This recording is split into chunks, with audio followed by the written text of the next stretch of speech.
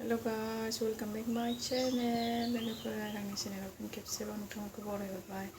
होननानै आङो फैबाय फुङावनो मिथिं साराय जानबाय आरोना ओंखाम संबाय माने सारायाव माने थाव फुदुंसिगोन आरोना आङो मा खालामनो नागिरदों बैग्रि आसार आरोना बैग्रि आसार बानायनो नागिरदों आरो स' बिदिब्ला आंजों लोगोसे नायलांबाय थादो।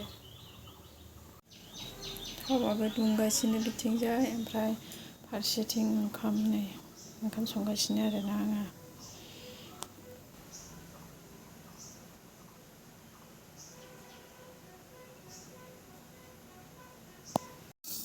नै मस्लाखौ एसे एवनानै मिक्सियाव होनोसै आरोना आङो।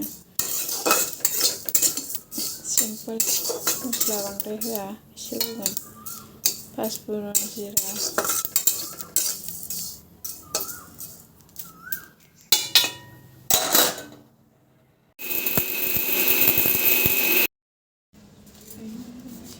आसारखौ बानायबाय आरोना आङो। आसारफोरा माने सिगांनिया दंखायोमोन आरोना थांनाय बोसोरनियानो थाइजौ आसार गेसाव थाबायसो नै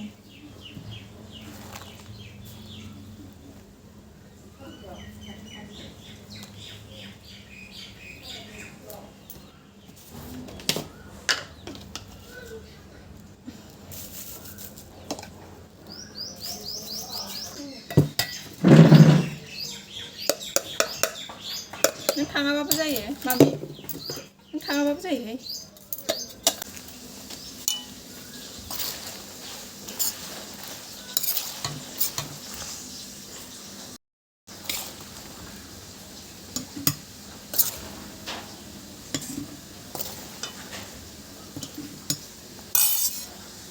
सान्दुङाव होबाय नै आसारखौ।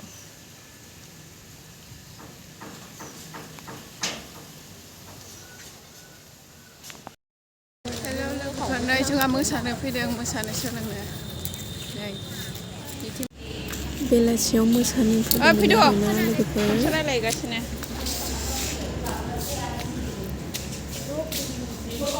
कारेन्ट दंना गैयाथाय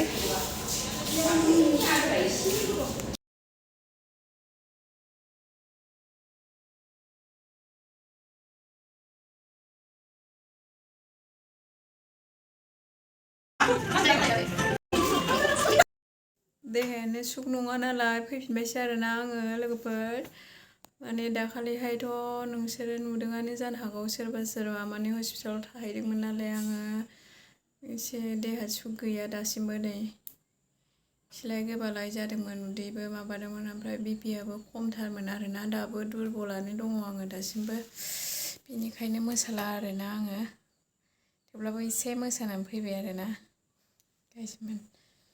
बेखिनियावनो दोनथ'नोसै लोगोफोर बिदिब्ला भिडिअखौ लाभ इउ अल बाय बाय।